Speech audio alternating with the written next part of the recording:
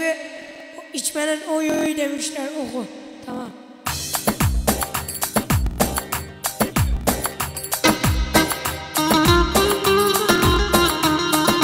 Haydi eller!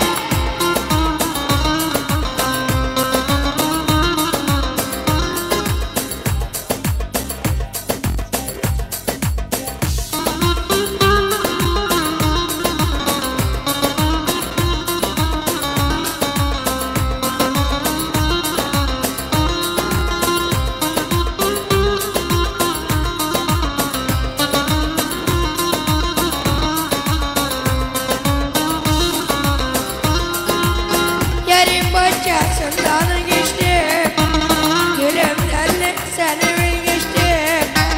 Şarabın yarasını içtim, bir ara ver, bir şarap ver.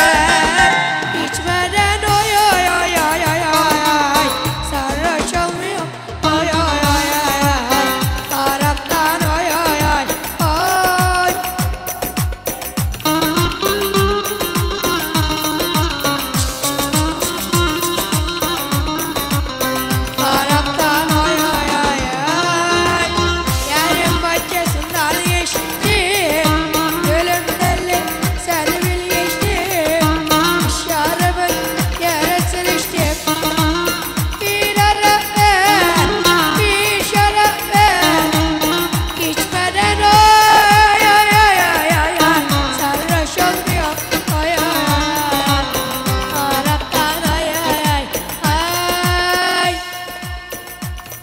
Engin abi hoş geldin.